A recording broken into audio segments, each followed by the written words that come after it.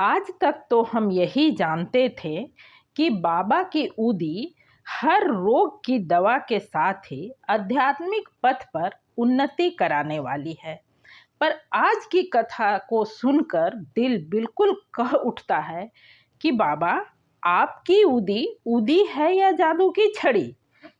ओम साईं राम दोस्तों, साईं कथाएं में आपका स्वागत है। आइए आज सुनते हैं बाबा के एक भक्त की बिल्कुल अनोखी सी अनुभव। मेरा दावा है कि इस तरह का अनुभव आपने आज से पहले कभी नहीं सुना होगा। पर इसलिए आपसे विनम्र आग्रह है कि इस कथा को पूरा अवश्य सुने और समझें कि बाबा किस किस मोड़ पर किस किस तरह से अपने भक्त की मदद करते हैं। तो आइए शुरू करते हैं आज की कथा।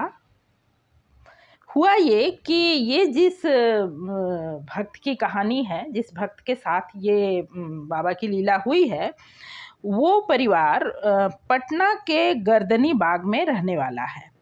और उनकी पारिवारिक स्थिति ऐसी थी कि वो लोग किराए के मकान में रह रहे थे और जिस जगह वो रह रहे थे उसी के नज़दीक उनके पास एक ज़मीन की छोटा सा टुकड़ा था जिस पर वो घर बनाना चाहते थे। पर उनके पारिवारिक स्थिति कुछ ऐसी थी कि ये आसान हो नहीं रहा था। काफ़ी प्रयास के बाद भी वो लोग घर नहीं बना पा रहे थे और किराए के मकान में रह रहे थे। और उनका बहुत इच्छा था कि हमारा एक अपना छोटा सा अपना घर हो।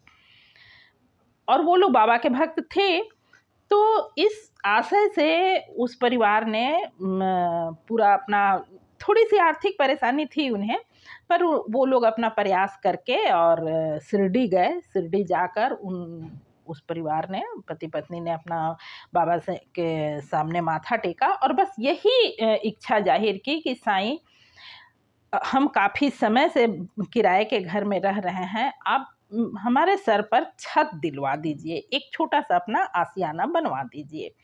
ठीक है, वहाँ से वो लोग आए। कुछ ही दिन के बाद संयोग उनका बना। वो अपना घर बनाने में उन लोगों ने अपना शुरुआत की घर बनाने की, जो भी जिस तरह से अपना पैसे वगैरह का इंतज़ाम करके। और उनकी ऐसी मतलब उनका जो ये था, हिसाब था, जैसा वो लोग सोच के चले थे कि घर उनका आषाढ़ के महीने तक तैयार हो जाएगा। और ये 2007 की बात है। तो वो लोग सोचे थे कि आषाढ़ तक हो जाएगा, पर कुछ कुछ परेशानी होती रही, कोई कारण हुआ जो कि हो नहीं पाया आषाढ़ तक कंप्लीट। तो क्या कहें कि आषाढ़ के अंतिम सप्ताह का समय होने को चला और उनके घर की छत की ढलाई नहीं हो पाई थी। बाकी काम लगभग हो चला था, पर छत की ढलाई बाकी थी। अब बारिश का मौसम भी शुरू हो गया था और वो जिस घर में रह रहे थे उस मकान मालिक को कुछ काम रहा था उस घर से, जो कि वो इन्हें घर खाली करने को भी दबाव बना रहा था। और इन्हें उस एरिया में दूसरा घर नहीं मिल रहा था। कहीं और ये जाते तो वहाँ से आके घर बनाना मुश्किल और नए तरीके से घर का एडवांस देना, घर किराए पर लेना, इनके लिए उस समय काफ़ी मतलब परेशानी वाली बात थी। तो ये लोग सोच रहे थे कि किसी तरह सिर्फ छत की ढलाई हो जाए तो अंदर का काम तो बारिश में भी हो जाएगा। ये सोचकर ये अपने तरफ से पूरी तैयारी इन्होंने की कि ठीक है, कैसे भी एक दिन का बारिश का मौसम शुरू हो चुका था।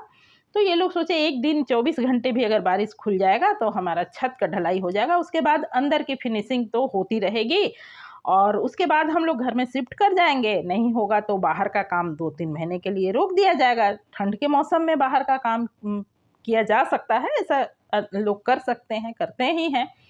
तो ये सोचकर इन लोगों ने छत की ढलाई की पूरी तैयारी की। सारा मतलब मटेरियल वगैरह जो था वो इंतज़ाम हुआ। दिन तय हुआ और सुबह से मौसम थोड़ा ठीक भी लग रहा था। पर जैसे ही इनका काफ़ी मतलब आप जो लोग जानते ही हैं कि छत ढलाई के लिए काफ़ी मात्रा में मटेरियल तैयार किया जाता है, बालू सीमेंट कंक्रीट वगैरह मिलाया जाता है। तो काफ़ी मात्रा में जब ये लोग तैयार कर लिए और छत की ढलाई मुश्किल से 1-2 मतलब जब ये तैयार करने लगे, बादल तभी से लगने लगा था पर इनकी छत की ढलाई अभी 2-3 मिनट भी नहीं हुई होगी कि जोरों का बारिश आया, जिससे कि इनका कुछ तो हानि हुआ, कुछ सामान नुकसान हुआ, दह गया, बिल्कुल पानी में बहकर ख़त्म हो गया। कुछ बचा, लेकिन बारिश रुकने का नाम नहीं ले रहा था। धीरे-धीरे देखते-देखते दोपहर का समय हो गया और दिन दोपहर से ढलने ही लगा, लगभग 1-2 बजे का समय हो गया जैसा इन्होंने बताया। और यदि अब ढलाई का काम शुरू नहीं होता तो संभवतः कि रात हो जाती और इनके पास उस वक़्त रात में मतलब रोशनी की व्यवस्था करने का कोई साधन मौजूद नहीं था। तो अब इन्हें लगने लगा कि बिल्कुल अब कुछ नहीं हो पाएगा और सारा मटेरियल हमारा बर्बाद हो जाएगा और मज़दूरों का भी तो उन्हें वो दिन भर रुके हैं तो उनको तो देना ही पड़ेगा। काफ़ी मुश्किल में पड़ जाते और संभवतः कि इनकी स्थिति ऐसी थी कि फिर ये तुरंत छत ढलाई करना इनसे संभव भी नहीं हो पाता। ये देखकर पूरा परिवार बिल्कुल दुखी हुआ और इन पति-पत्नी के आँखों में बिल्कुल आँसू आ गए और बिल्कुल रो दिए ये लोग। और वही होता है जब भी कोई साईं भक्त संकट में हो तो उसे साईं की याद आती ही है। उन्हें भी साईं की याद आई और जैसे ही उनके मन में बाबा की याद आई कि उसी समय बाबा के अंतःप्रेरणा से इन्हें लगा कि हमें ऊदी मिलाना है।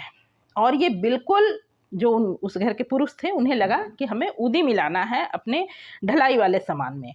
बिल्कुल ये बिना कुछ सोचे बाबा की ऊदी उठाए और ले करके जो बना हुआ जितना मटेरियल मिक्सचर तैयार किया गया था उस पर इन्होंने कुछ छिड़का और ड्रम में जो पानी भर के रखा गया था जिससे और आगे का मटेरियल तैयार करना था सीमेंट बालू मिलाने के लिए, उस ड्रम में भी इन्होंने थोड़ी सी ऊदी को घोल दिया और बस ये लोग बाबा के मंत्र का जाप करने लगे। 10 से 15 मिनट के अंदर बारिश का जोर कम हुआ और बारिश बिल्कुल धीरे-धीरे करके रुक गई। इनका काम शुरू हुआ और इन्होंने जैसा बताया कि 1 से 1.5 घंटे के अंदर ही धूप भी खिल आया। धूप तो 2-2.5 घंटे ही रहा, उसके बाद फिर से बादल आया, पर बारिश नहीं हुई और पूरे रात बारिश नहीं हुई, जिसके कारण कि इनका छत अच्छी तरह से ढलाई भी हुआ और छत का काम पूरा कंप्लीट भी हुआ और बारिश नहीं आने से छत मजबूती से पकड़ लिया। तो ये बाबा की चमत्कार है। ये अनुभव जब उन्होंने बताया तो बिल्कुल दिल ये कह उठा कि बाबा आपकी ऊदी बिल्कुल जादू की छड़ी है क्या? दुखों में, बीमारी में तो हम जानते थे, पर इस तरह की भी मदद मिल सकती है बाबा की ऊदी से, ये पहली बार सुनने को मिला और सुनकर बिल्कुल दिल द्रवित हो उठा और मुझे लगा कि ये अनुभव तो आपके साथ शेयर करना ही चाहिए, इसलिए मैं ये अनुभव बता रही हूँ। और हाँ, एक बात बता दूँ कि आज इनका घर 2 मंजिला है और इन्होंने अपने घर का नाम साईं कृपा रख छोड़ा है। तो ये रहा आज की कथा।